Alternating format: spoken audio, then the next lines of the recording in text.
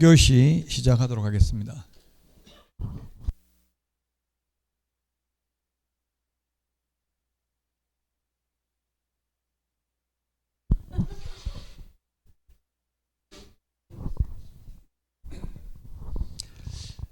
사무소 이전 절차입니다. 사무소 이전 절차. 사무소 이전 절차인데 이사 가는 거죠. 그래서 우리 이사 가는 절차하고 똑같습니다. 이사 가면 어떻게 합니까? 전입신 옛날에는 저도 이사를 수없이 많이 다녔는데 보니까 옛날에는 전출 신고하고 2주 안에 전입 신고하고 그랬죠. 옛날에는. 근데 요즘은 전입 신고만 하잖아요. 옮기고 나서 똑같아요. 옛날에는 우리도 전출 신고 이전 전에 신고했는데 지금은 이전 후 이전하고 나서 전입 신고하면 되잖아요. 동주민센터에. 그래서 마찬가지로 바뀌었다. 자, 그래서 만약에 이천에 사무소가 있다가 이천시에 있는 사무소를 여주시로 옮겼으면 옮기고 나서 10일 이내에 사전이 아니라 사후에 신고를 하는데 이전 후의 등록관청에 신고하면 되고, 신고할 때 제출하는 서류는 우리 암기 프린터 18번에 맨 밑에 있네. 18번에 맨 밑에 있습니다. 등록증, 그 다음에 사무소 확보 증명서류, 등록증, 사무소 확보 증명서류 제출합니다. 사무소 확보 증명서류. 등록증 원본일까요? 사본일까요? 굳이 따지자면? 예, 아무 말 없으면 원본입니다. 그거는 아무 말 없으면. 사본은 반드시 사본이라고 해야 되잖아요. 우리도 말할 때 농담이다 이런 거는 말해야 되고, 농담 아니고 진짜는 말 안 해도 되죠. 근데 어떤 사람은 말하다 보면 진짜다, 이번엔 진짜다, 이번엔 진짜다, 이 말은 이때까지 말한 건 다 가짜라는 이야기잖아요. 말해보면 사기꾼들은 알 수 있어요. 이번엔 진짜다 이렇게 이야기하는 거는 그 이때까지 말한 건 다 가짜라는 이야기. 아무 말 없으면 그게 진짜고 가짜는 가짜라고 말을 해야 된다고. 이번 농담이다, 내 농담했다, 이렇게 이야기를 해요. 자, 등록증을 원본을 제출해야 되고, 만약 분사무소를 옮기는 경우 분사무소 설치 신고 확인서 원본입니다. 암기 프린터 18번 맨 밑에 있죠. 그래서 만약에 여주시장한테 받은 등록증을 여주시장한테 받은 게 아니라 이천시 옮겼으면 이천시장한테 받은 걸 여주시장한테 반납해야 돼요. 반납하고 여주시장한테 다시 받아야 돼요. 원래대로 하면 이천에서 반납하고 여기 하면 되는데 왔다 갔다 하면 번거로우니까 그냥 이전 후 하면 된다고. 그럼 자기 행정관청끼리, 그러면 여주시장이 이천시장한테 등록 관련 서류를 송부해달라고 요청합니다. 요청받은 이전 전의 등록관청이 이전 후의 등록관청에 송부하는 서류는 세 가지라고 되어 있네요. 암기 프린터 18번에 맨 밑에 송부해야 되는 서류는 세 가지입니다. 송부해야 되는 서류, 보내주는 서류, 송부해야 되는 서류는 세 가지가 되겠는데요. 등록대장. 지금 우리 동주민센터에 가서 전입신고하면 옮기기 전에, 이사하기 전에 동주민센터에 인감대장 이런 거 보내달라고 송부 요청해요. 똑같다고요. 그래서 등록대장, 그 다음에 등록신청서류, 그 다음에 전과기록도 송부해 줘야 돼요. 전과기록. 최근 1년간 행정처분 및 행정처분 절차가 진행 중인 경우 그 관련 서류를 송부해야 됩니다. 따라서 만약에 이천에서 업무정지 당하려니까 업무정지 안 당하려고 몰래 그냥 여주로 옮겼다면 누가 행정처분 업무정지 하겠어요? 이전 후의 등록관청이 해요? 이전 전의 등록관청이 해요? 이전 후 서류 다 송부해 주니까, 전과기록 송부해 주니까 이전 후의 등록관청이 한다고요? 이게 1번이 그래서 X라고. 이전 전의 등록관청이 하는 게 아니라 누가 한다고요? 이전 후 등록관청이 할 수 있도록 관련 서류를 송부해 주잖아요. 최근 1년간 행정처분 및 행정처분 절차가 진행 중인 경우 그 관련 서류를 송부해 준다. 자, 이전 신고를 10일 이내 하면 처리기간은 며칠이에요? 처리기간은 7일이죠. 7일. 처리기간은 7일 이내입니다. 7일 이내에 등록증을 재교부합니다. 등록증을 재교부. 관할구역 밖으로 가면 등록증 재교부입니다. 등록증 재교부. 관할구역 밖으로 가면 무조건 등록증 재교부고요. 관할구역 안에서 옮겼을 때는 원칙 재교부고 예외적으로 등록증의 기재사항을 변경하여 교부할 수 있다. 관할구역 안에서 옮겼을 때는 등록증의 기재사항을 변경해서 교부할 수 있다. 동만 바꿔가지고 원칙은 재교부고요. 그럼 제가 이걸 확인해 보려고 같은 시 안에서 옮겨봤어요. 옮겼더니만 아예 프린트로 출력해가지고 재교부해 주더라고요. 저는 재교부 안 받고 기재사항을 변경해서 교부받고 싶은데요. 이러니까 우리는 그런 거 안 합니다. 이렇게 해가지고 돈 내라고 하더라고요. 재교부는 돈 내야 돼. 돈. 새로 발급해 주니까 종이값하고. 안 된다 해서 따지려고 하니까 또 그러면 나가서 단속한다 하니까 따질 수도 없고 공무원하고 따지고 싸우면 안 좋아요. 무조건 그냥 아예 알겠습니다 하는 게 좋다고요. 자 보겠습니다. 그래서 이전 신고는 옮기고 나서 10일 이내 사후 신고고요. 그 다음에 주된 사무소 이전 신고는 이전 후 등록관청 이전 후 이사 가고 나서 한다 했습니다. 이사 가니까 사무소도 옮기는 거잖아요. 그 다음에 주된 사무소 이전 신고서에는 등록증과 건축물 내장에 기재된 건물의 중개사무소를 확보한 경우 이를 증명하는 서류를 첨부해야 된다. 예, 등록증 원본 반납해야 됩니다. 등록증 원본 반납하고 새로 받아야 되죠. 사무소 확보 증명 서류, 임대차 계약서나 또는 자기 건물이면 건축물 내장 이런 걸 첨부해야 되고요. 그 다음에 분사무소 이전 신고를 받은 등록관청은 이전 전 및 이전 후 분사무소 소재지 관할 시장군수구청장에게 지체 없이 통보해야 됩니다. 이전했다는 걸.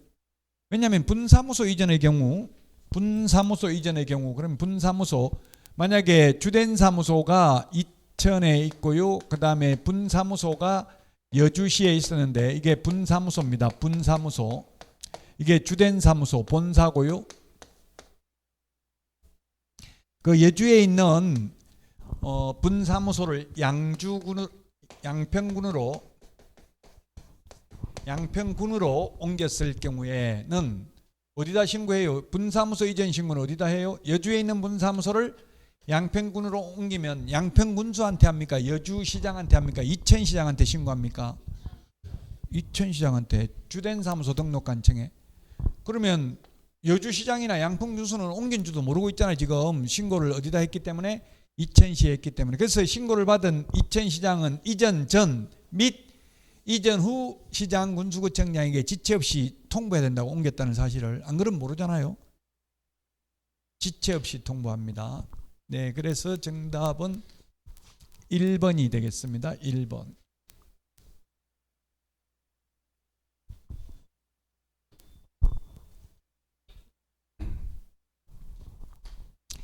자, 17번 숫자 우리 그 암기 프린트에 다 있는데요.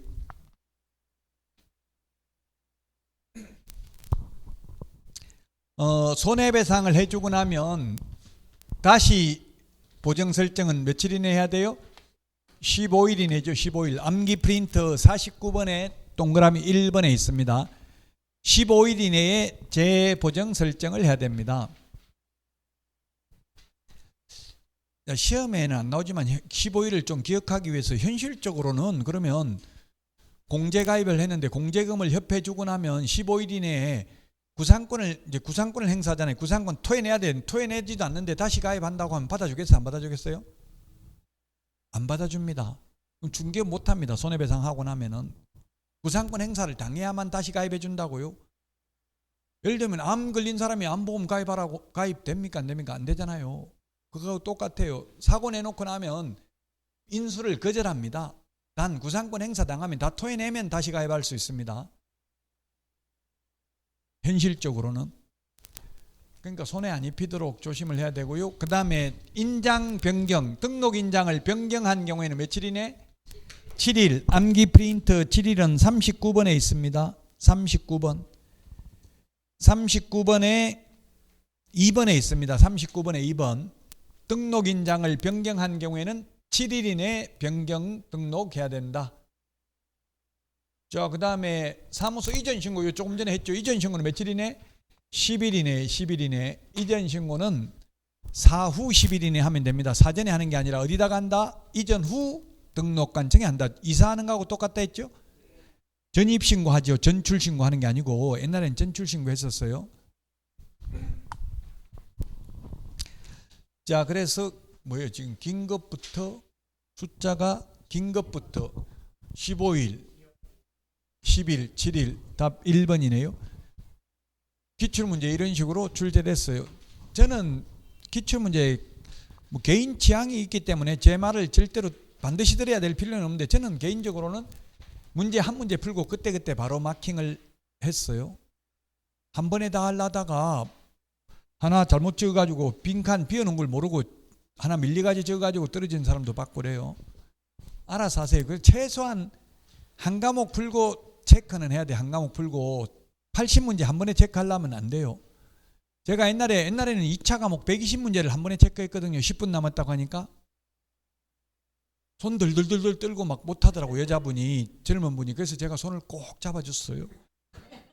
그러니까 막 고맙다 하고 겨우 하더라고요. 근데 요즘같이 그리 손 꼭 잡아줬다 잘못하면 감옥 갈 수도 있어요. 그럼 뭐 떨든 말든 내버려 둬야 돼요, 요즘은.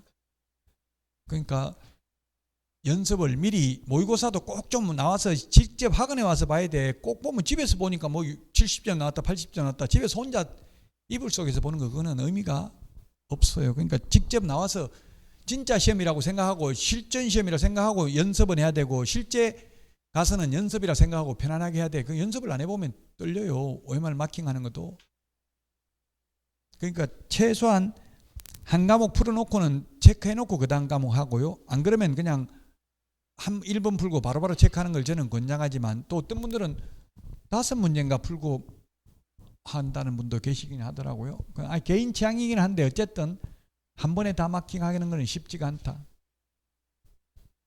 그 숫자 이거 1차 시험 보고 나면 90분인가 아마 점심시간이 한 90분 될 거예요. 그때 2차 과목 이거 제 거는 암기 프린트 이거 가지고 계속 암기하시라고 읽어보시라고요. 숫자 이거는 금세 본 거는 기억나겠죠. 한 1시간 전에 본 거는. 또 처음 보는 게 아니라 계속 보던 거니까요. 좀 더 시간이 많으면 심심하면 그냥 15일 나오면 15일 전부 한번 다 적어보라고. 7일도 지금 숫자가 7일이 몇 개 있어요? 7일이 16개 있죠. 16개. 7일이 16개인데 그 16번 어떤 분 질문하더라고. 16번은 7일 없는데요. 16번에는 4일 14일밖에 없네요. 뭐 7일이 뭔데요? 이렇게 묻던데 암기 프린트 39번에 16번에 7일이 어디 있냐고요. 원칙 7일이네. 농지취득자격증명 발급해 주는 거예요. 원칙. 가로 안에 있는 게 예외죠. 농업경영계획서 제출 안 하는 경우는 4일 이내에, 그 다음에 농지심의위원회 심의대상인 경우는 14일 이내고 원칙은 7일 이내에 발급해 준다 이 말이에요. 이게 설명을 안 들으면 프린트를 봐도 무슨 말인지 모를 수 있어요.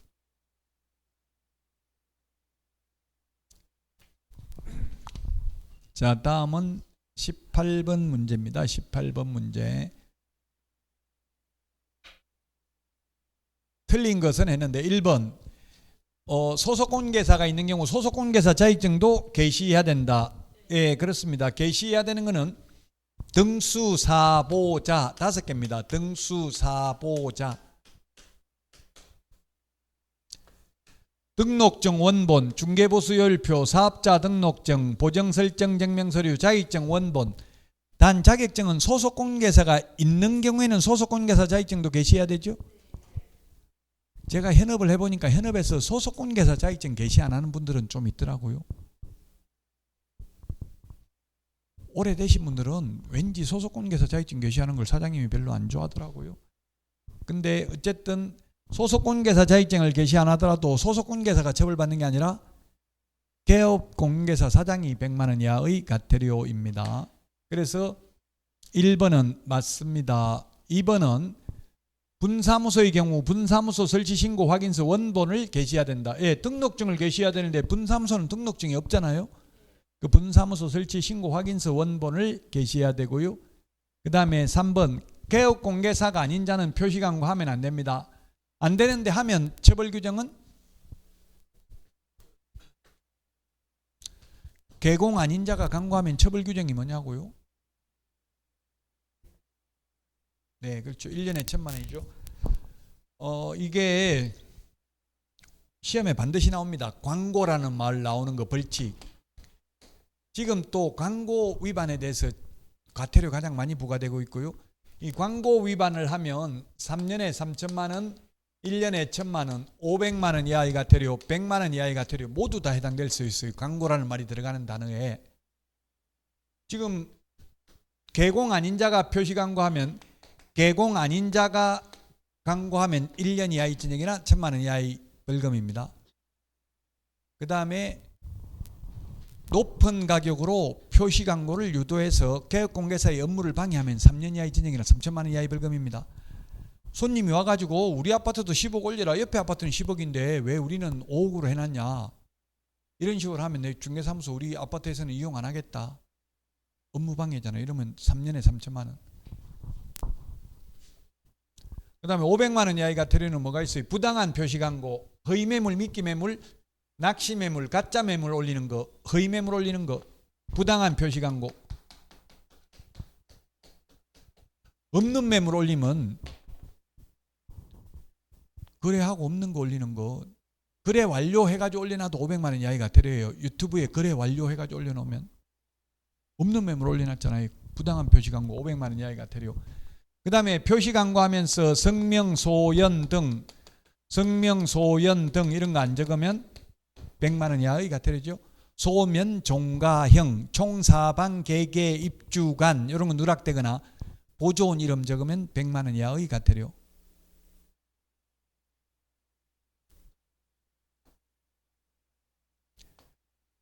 개공 업무 방해.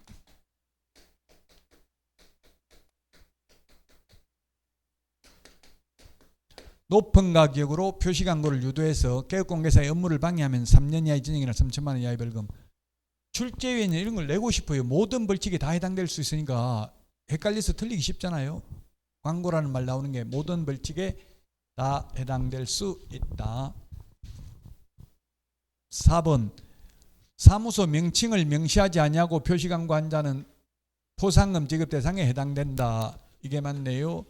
포상금 암기 프린터 28번, 암기 프린터 28번.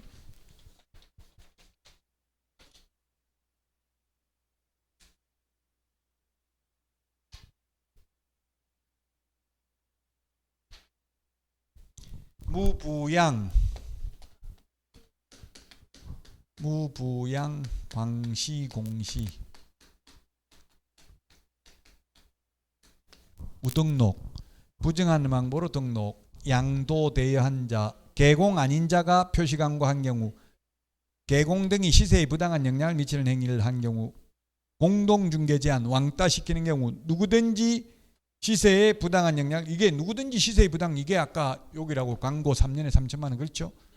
누구든지 시세에 부당한 영향을 미치는 행위를 해가지고 개업공개사의 업무를 방해하는 것, 부당한 표시, 광고 높게 올리라고 하는 것, 여기에 해당되겠죠. 무부양 광시공시 포상금 지급 대상에 해당됩니다.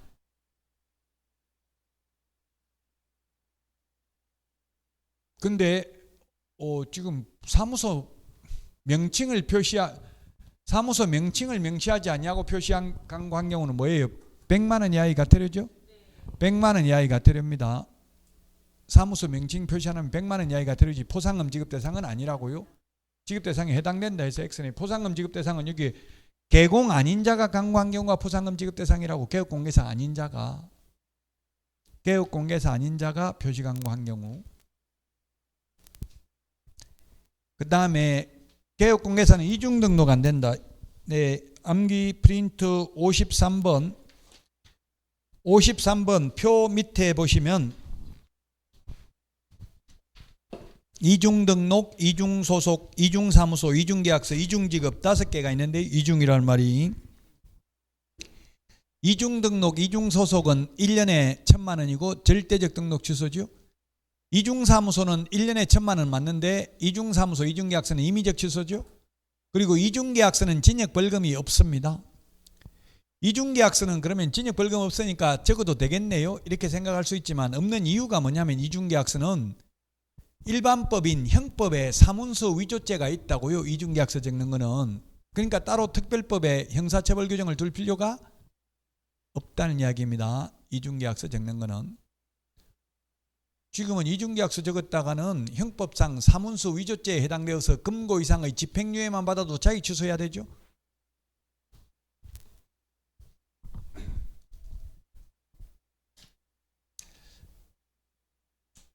예, 이중등록, 이중소속, 이중사무소, 이중계약서 다 안됩니다.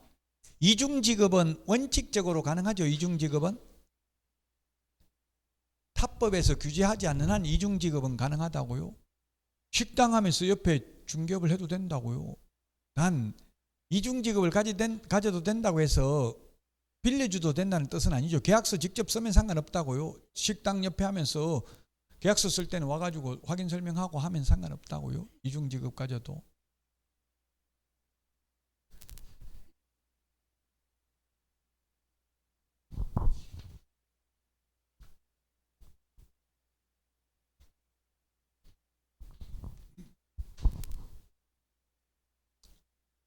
자, 19번입니다. 중개업 이게 지금 28회 때 출제됐고요. 암기 프린트는 24번에 있습니다. 암기 프린트 24번. 이것도 시험에 나올 확률 95% 이상입니다. 딱 이대로는 안 나오지만 암기 프린트 24번에 있는 6가지 겸업할 수 있는 것. 지금 6가지만 겸업할 수 있고 그 외에 다 못하는 거죠. 겸업할 수 있는 업무가 아닌 것은 했는데 주택, 상가, 임대 관리 등 부동산 관리 대행 가능합니다. 개발에 관한 상담은 가능합니다. 개발업은 안 되죠. 임대업은 안 됩니다. 돈 되는 건 안 됩니다. 왜? 외국 대형법인 우리나라 진출을 막기 위한 조치이기 때문에 그렇습니다.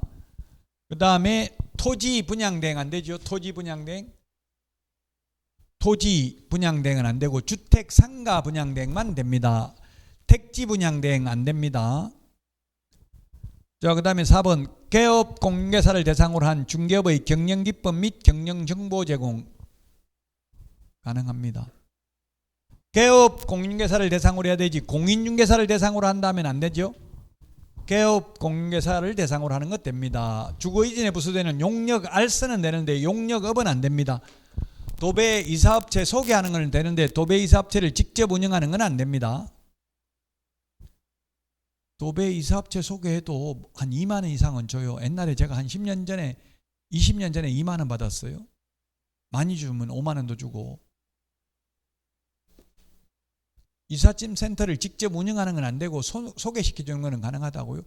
중개사무소에 가보면 원탁 테이블에 이삿짐 센터 명함이 많이 나와져 있잖아요. 그거 가지고 전화해가지고 이사하면은 중개업소에 2만 원은 줘요. 최소한. 그런 거는 가능하다고. 용역 알선, 용역업은 안 된다고요. 용역이라는 건 노무 서비스를 제공하는 건 노무를 제공하는 걸 용역이라고 하죠. 용역업은 안 되고 용역 알선업은 된다. 암기 프린트 24번에 있는데 이거 6가지 기억해야 됩니다. 시험에 나올 확률 95% 이상입니다. 저는 이걸 바꾸자고 건의하고 있어요. 이게 말이 되냐. 법인하면 자본금도 더 많이 들고 이러는데 6개밖에 못할 바에 누가 법인하겠노. 그냥 개인하는 게 낫지. 그럼에도 불구하고 우리나라에서 법인이 한 500개 정도 됩니다.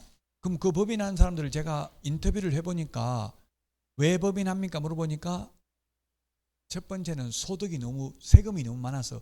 왜냐면 개인으로서 소득이 너무 많으니까 세금 많이 내려고 하니까 법인 만들면 뭐 임원들 해가지고 그런 거 하면 안 되는데 가족 회사 만들어가지고 가족들 뭐 상무이사 전무이사 줘가지고 법인카드 법카 하나씩 다 주고 차 하나씩 법인카드로 법인 명의로 다 사는 거예요. 렌트카나 리츠 이런 거 해가지고.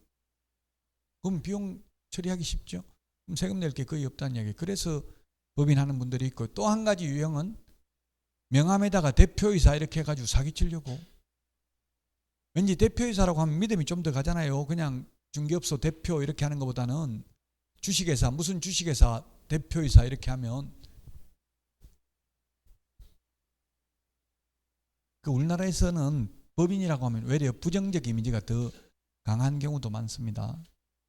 시험에 요거 법인이 겸업할 수 있는 거 암기 프린터 24번에 있는데요. 이 겸업하고 받는 수수료는 중개보수가 아니기 때문에 많이 받아도 되죠. 분양 대행하고 MGM, R 많이 받아도 됩니다. 제가 이천, 여주, 광주 이런 데 보니까 전원주택 같은 거 이런 거 분양 대행 하나 하면은 2천만 원 받더라고. 2천만 원. R 20개 준다 이렇게 해요. 그럼 2천만 원이에요. 아파트 같은 경우는 뭐 한 300에서 500밖에 안 줘요. 하기 힘든 걸 돈을 많이 주죠. 지식산업센터 이런 거 중개하면 돈 많이 받는다고요.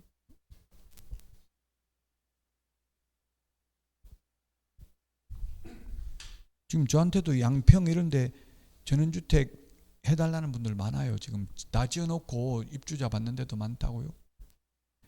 R 20개 받아가지고 10개씩 나눠 먹게 연락해 주세요. 혹시 필요하신 분 있으면. 반은 나눠 먹어야 돼. 그래야 사고가 안 생겨. 혼자 다 먹으려고 하면 문제가 생기죠. 안 주고 혼자 다 먹으려면 거짓말을 해야 되고 속여야 되고 그러잖아요. 그럼 나중에 분쟁이 생길 수밖에 없어요. 반반 50% 나눠 먹으면 문제 안 생기더라고. 뭐든지 위반해도 불법을 해도 반반 나눠 먹으면 분쟁이 안 생겨요. 근데 혼자 다 먹으려고 나중에 보니까 쏘갔다 보니까 혼자 다 먹었네 이러면 가만 안 있죠. 어떻게 되니 물고 늘어진다고요.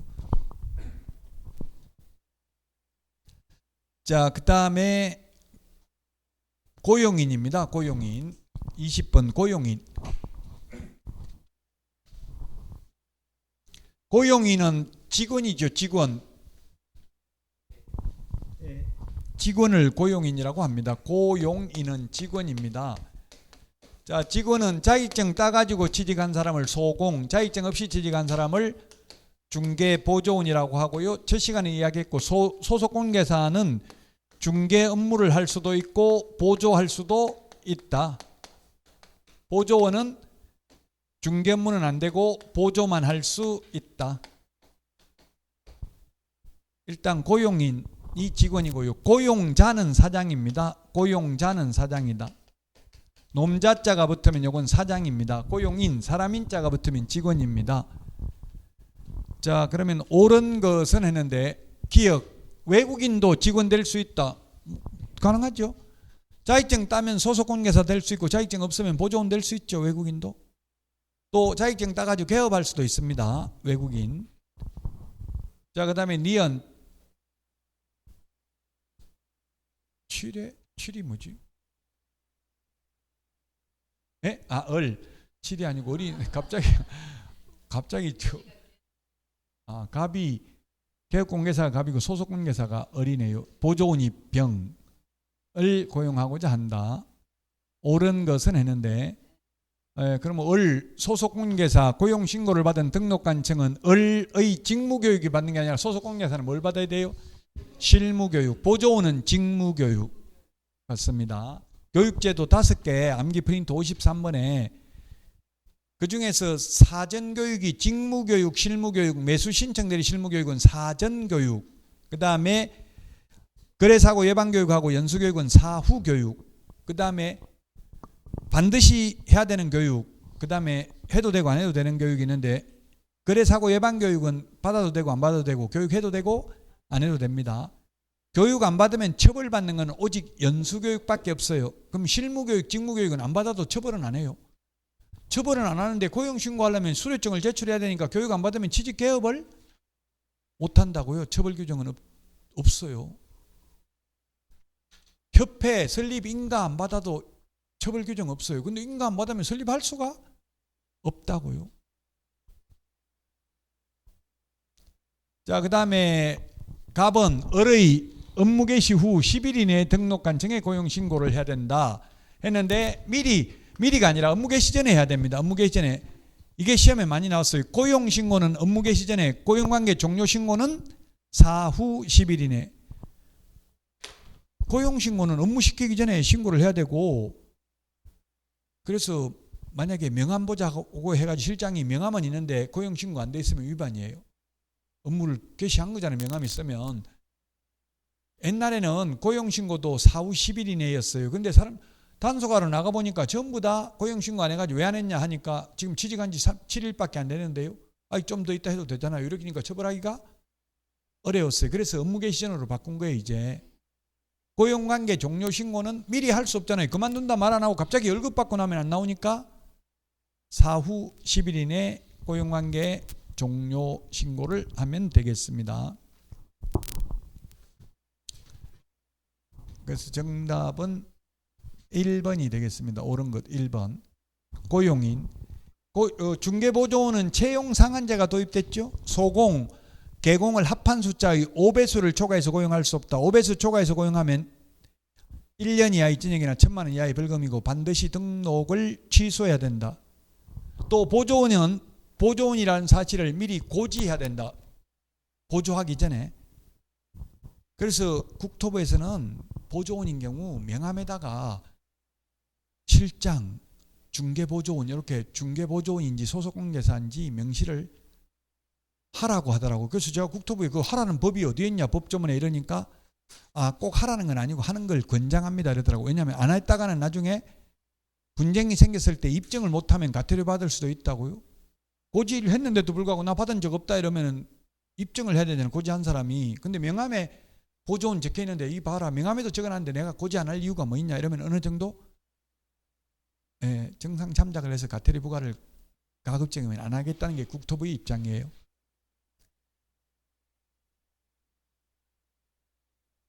그리고 보조원이라는 사실을 고지 안 하면 그 보조원만 처벌받는 게 아니라 사장인 개업공개사도 처벌받습니다. 500만 원 이하의 가태료를 받습니다. 단 사장이 그 위반 행위를 방지하기 위하여 상당한 주의와 감독을 게을리하지 아니한 경우에는 그러하지 아니하다.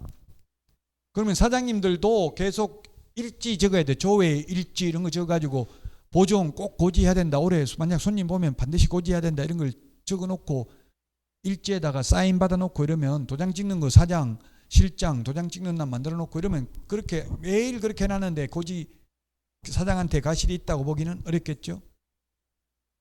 왜냐하면 직원이 사장 망하게 하려고 역선택하는 경우도 있어요. 간혹은 경쟁업소에서 위장 취업시켰을 수도 있다고요. 망하게 만들려고. 그러니까 여러분이 사장님이 되면 너무 직원한테 모든 거 사생활 비밀 이런 거 다 말하지 말라고요. 약점. 지날 때는 막 그렇게 하면 언니 좋다고 했다가 나중에 그게 다 부메랑으로 돌아오는 경우가 있어요. 약간 긴장관계 있는 게 좋아요. 너무 막 다 말하면 안 좋아요. 자, 21번입니다. 인장 등록입니다. 틀린 것은 했는데 인장 등록이 뭡니까? 인장, 도장이에요. 도장. 등록이라는 것은 공적인 장부에 기재하는 게 등록이라고 했는데 중개사무소 개설 등록, 인장 등록, 등록 인장, 변경 등록, 매수 신청 내린 등록 4번 사용한다고 했습니다. 그 인장을 등록한다는 말은 도장을 계약서에 찍을 도장을 아무 도장이나 찍으면 되는 게 아니라 미리 이 도장 앞으로 쓰겠습니다 하고 도장 찍어 제출하는 걸 인장 등록이라고 해요. 그 대신에 그 도장은 꼭 인감증명법상 인감도장일 필요는 없죠. 그냥 막도장이라도 상관없습니다. 단 실명 도장이어야 됩니다. 아바타, 닉네임, 예명, 가명은 안 됩니다. 선생님들 중에서도 가명 쓰는 사람들 많아요. 스타 강사들 중에서도 가명을 많이 쓰더라고. 예명. 그런 거 안 되고 반드시 실명이어야 됩니다. 저는 실명입니다. 저도 옛날에 예명 썼었는데 인터넷 댓글 때문에 바꿨어요. 사기꾼아 뭐 네 이름도 못 쓸 뭔 죄지었냐 이렇게 해가지고 바꾸긴 했는데요. 아바타, 닉네임, 예명, 가명은 안 됩니다. 단 개인의 경우에는 그 도장 크기가 7mm 이상 30mm 이내의 도장이면 됩니다. 법인 인감도장이어야 되기 때문에 글자 크기 제한 없습니다. 법인은 등록인장 7일 이내 변경 등록해야 된다. 만약 변경을 한 경우. 틀린 것은 했는데 소속공개사도 인장 등록해야 됩니다. 소속공개사는 소속공개사 고용신고서에다가 도장 찍어서 제출해도 되고 별도의 인장 등록 신고서에 도장 찍어서 제출해도 됩니다. 개업공개사는 등록 신청하면서 등록 신청서에 그 인장 등록하는 난이 있어. 거기 찍어서 제출해도 되고 별도의 인장 등록 신고서에 도장 찍어서 제출해도 됩니다. 자, 그 다음에 등록한 인장을 변경한 경우 암기 프린트 39번에 2번에 있죠. 7일 이내 변경 등록해야 된다. 그래서 제가 질문을 해봤어요. 도장 분실했는데 오늘 변경 등록하고 바로 사용하면 안 됩니까? 7일 있어야 됩니까? 물어보니까 이 7일이라는 것은 민원인의 편의를 위해서 둔 기간이지 즉시 사용하려면 즉시 변경한 후 사용하시면 됩니다. 이렇게 하더라고요. 최소한 7일 이내는 변경 등록을 해야 됩니다. 자, 그 다음에 법인인 개업공개사의 인장 등록은 인감도장이어야 하기 때문에 인감증명서 제출로 가름하는 거지 따로 도장을 찍어서 제출하는 것은 아니다. 법인은 법인 인감도장이어야 됩니다. 개인도 옛날에는 인감도장이어야만 했습니다. 그런데 이명박 정부 때 바뀌었는데 이명박 정부 때 의윤대 전 고려대 총장이 그 규제개혁위원회 위원장을 하면서 우리나라 인감증명법을 폐지시켜야 된다 이런 건의를 해가지고 그게 받아들였어요. 맞아요. 다른 나라는 인감 찍는 게 아니라 전부 외국 정상들 회의하고 나서 합의서에 도장 찍을 때 인감도장 찍는 게 아니라 사인하잖아요. 서명이 더 정확한 거예요. 서명은 사실 본인이 했다는 걸 입증하는데 도장 찍어놓으면 인감도장이라도 남이 찍었다 하면 남이 찍었는지 내가 찍은지 모르잖아요. 근데 사인은 남이 할 수 없잖아요. 그래서 법인인 경우는 법인 인감도장이어야 되니까 인감증명서 제출로 가름하고요. 그 다음에 분사무소에서 사용할 인장의 경우에는 상업등기규칙에 따라 법인의 대표자가 보정하는 인장을 등록할 수 있다 하여야 하는 게 아니라 안 할 수도 있다. 안 하면 주된 사무소 걸 가져다 쓸 수도 있다. 이게 전부 다 힘든 게 여러분들이 공부가 힘든 게 이론적으로만 있고 현실적으로 분사무소가 거의 없잖아요. 이런 걸 본 적이 없기 때문에 좀 어려운 거예요. 우리나라는 중개업소가 거의 다 영세하기 때문에 분사무소가 있는 법인이 거의 없다고요. 외국에는 뭐 60% 이상이 다 법인이더라고요. 선진국, 외국이라고 하면 OECD 국가는. 5번 법인의 분사무소에서 사용하는 인장은 분사무소 소재지 등록관청에 등록하는 게 아니라 주된 사무소 등록관청. 암기 프린터 4번에 세 번째 까만별표 보겠습니다. 분사무소 설치신고, 분사무소 이전신고, 분사무소 휴업신고, 분사무소 폐업신고, 분사무소 인장등록, 분사무소 업무정지 전부 다 주된 사무소 등록관청입니다. 암기 프린트 4번의 맨 밑에. 다만 분사무소에 대한 지도감독은 둘 다 가능합니다. 주된 사무소 등록관청도 가능하고 분사무소 소재지 시장 군수구청장도 가능합니다. 다만 4번의 맨 밑에 분사무소에서 중개 행위를 하였을 경우 중개보수는 주택인 경우 분사무소 관할 시도 조례입니다. 이것도 사실 시험에 나오는 이론적으로만 볼 뿐이고 현실적으로는 전국에 16개 시도 조례가 똑같아요. 그래서 실익은 없음에도 불구하고 교수들이 모르니까 현실을 모르니까 계속 출제하고 있어요. 분사무소에서 중개 행위를 했다면 분사무소 관할 시도 조례입니다.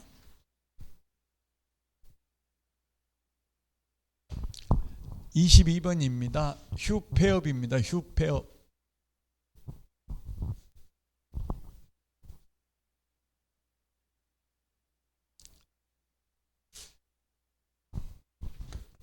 휴업신고, 폐업,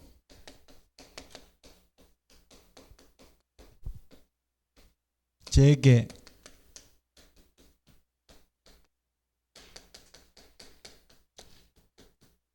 변경 신고인데요. 전부 다 미리 모두 사전 신고입니다. 휴업은 3개월 초과해서 휴업하는 경우만 신고합니다. 3개월 초과해서 휴업하고자 하는 경우만 신고하니까 지금 1번에 있는 것처럼 2개월 휴업하려면 신고할 필요? 3개월 휴업하는 경우에도 신고할 필요 없습니다. 딱 3개월도 초과가 아니잖아요. 초과는 그 숫자 제외죠. 3개월 초과. 초과 반대는 이하입니다. 3개월 이하는 신고 안 해도 됩니다. 딱 3개월만 휴업하더라도 신고 안 해도 되고요. 한번 휴업 신고하면 6개월간 휴업할 수 있습니다. 3개월 초과해서 휴업하는 경우 시험에 6개월 초과해서 휴업하는 경우 신고해야 된다. X. 3개월 초과해서 휴업하는 경우 신고해야 되고 한 번 신고하면 6개월간 휴업할 수 있다. 최대. 폐업 신고도 미리 해야 됩니다.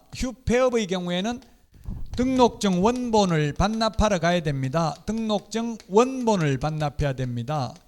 반납하러 가야 되니까 방문 신고만 가능합니다. 전자문서는 불가능입니다. 인터넷으로는 안 됩니다.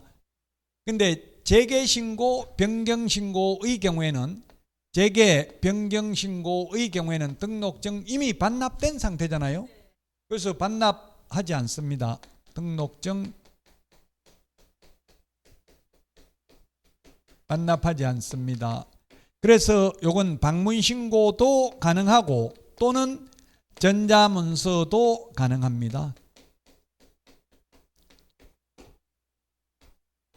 시험에 휴업 신고 전자문서 가능하다 X로 출제됐어요. 휴업 폐업은 전자문서 불가능입니다.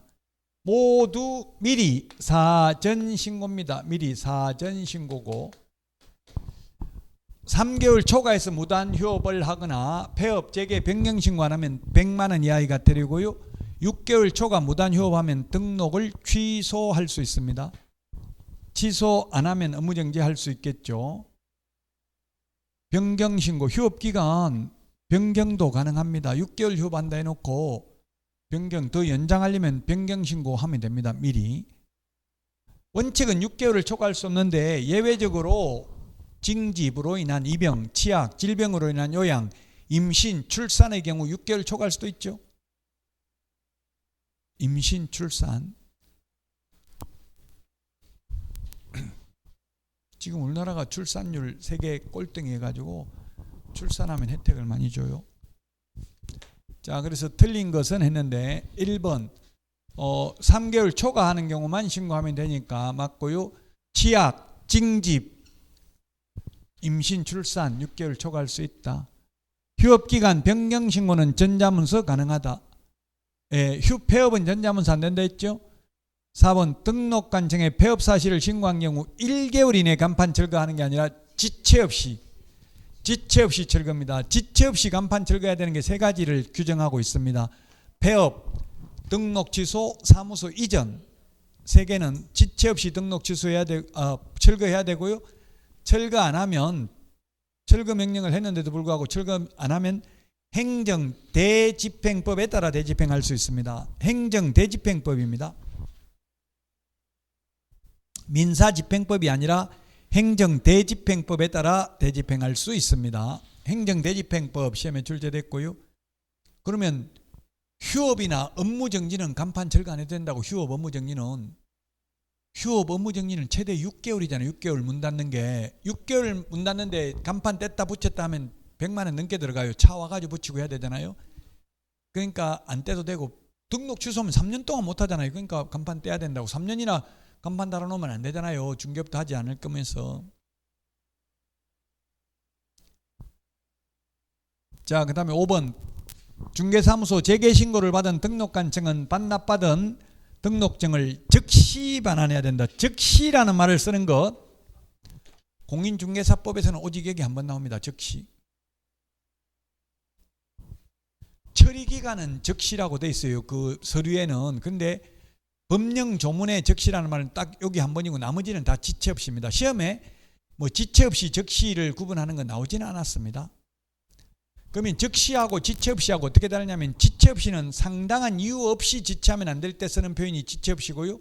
즉시는 민원 처리에 관한 법률에 의하면 3근무시간 안에 처리해야 되는 걸 즉시라는 표현을 쓰고 있습니다. 그러면 즉시하고 지체 없이하고 굳이 분류하자면 뭐가 더 빠른 개념입니까?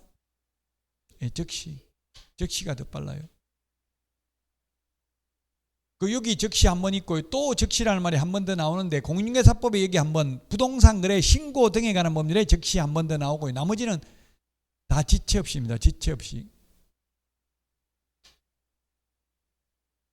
예를 들면 우리 부동산 거래 신고하면 신고 필정 지체 없이 교부입니다. 즉시 교부가 아니고요. 다 지체 없이인데 즉시라는 말은 딱 부동산 거래 신고 등에 관한 법률에 허가받은 목적대로 사용을 하지 않아서 이행명령을 3개월 이내 기간을 정해서 이행명령을 하고 그 이행명령을 따르지 않는 경우는 이행강제금을 부과하죠.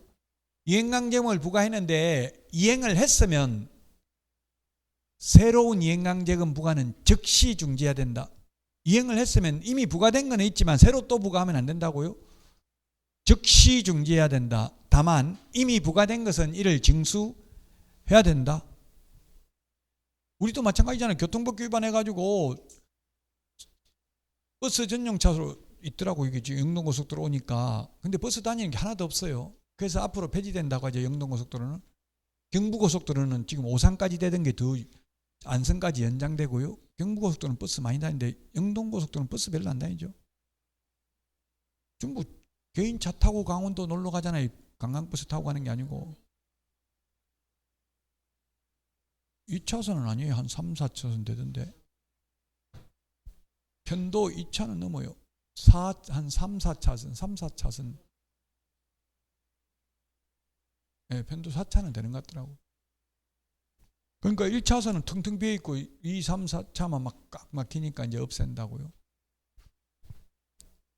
다 있는 게 아니더라고. 저 경부고속도로 지나고 나서 용인 들어서기 때부터 있어가지고 또 여기 이천만 지나가면 또 없어져요. 저 강원도 가면 또 없던데 원래 원주 쪽에 가면. 네. 저도 옛날 특강하고 가다가 끊겼어. 지금 금요일까지는 없다가 휴일만 있더라고. 그럼 사람 습관이 모르고 가는 수가 있잖아요. 그러니까 습관이 무섭거든요. 그 1차선이 추월선인데 원래 1차선 가면 안 돼. 1차선은 추월선이라서 추월할 때만 가야 되는데 사람들이 그냥 뭐 계속 가는 경우도 많잖아요. 모르고.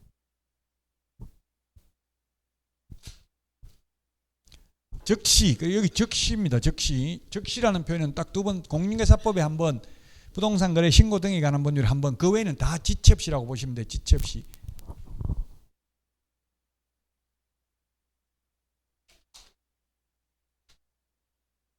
자, 법정 한도를 초과하여 중개보수를 수령했네요. 틀린 것은 했는데 중개보수 초과해서 받으면 등록을 암기 프린트 11번에 보면 등록을 취소할 수 있습니다. 취소할 수, 임의적 취소니까 할 수도 있고 안 할 수도 있고, 안 하면 업무정지할 수 있죠. 취소할 수 있는 사유가 안 하면 업무정지 사유잖아요. 그러니까 둘 다 맞는 거예요. 암기 프린트 11번 매무수 그 동그라미 3번에 나와 있잖아요. 중개보수 초과해서 받는 경우. 예, 그래서 1번, 2번 맞습니다. 그리고 매무수 그 암기 프린트 11번에 보니까 맨 위에 1년 이하의 징역이나 1,000만 원 이하의 벌금 맞죠? 1년 이하의 징역이나 1,000만 원 이하의 벌금 맞습니다.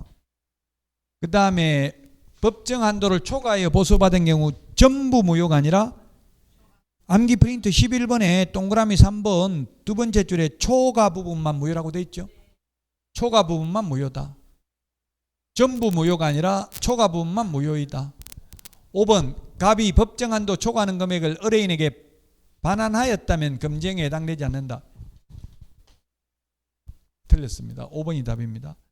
여기에 보면 당자 수표 받아가지고 부도가 나서 현금하지 못해도 위반이고 반납해도 위반이다. 돌려줘도 위반이고 이미 받은 순간 기수죄가 성립됐다는 이야기예요.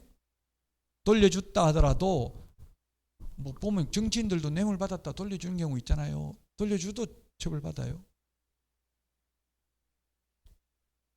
돌려줘도 처벌받고 수표로 받았는데 수표가 부도가 나서 현금하지 못했다 하더라도 위반입니다. 받은 이상. 그래서 어떠한 명목으로라도 중개보수 또는 실비를 초과해서는 금품을 받으면 안 된다. 사례비 명목으로 받는 거 안 되죠. 감사의 표시로 의뢰인이 간곡하게 받아라고 요청하여 마지못해 이를 수락했다. 안 됩니다. 정중하게 거절해야 되죠.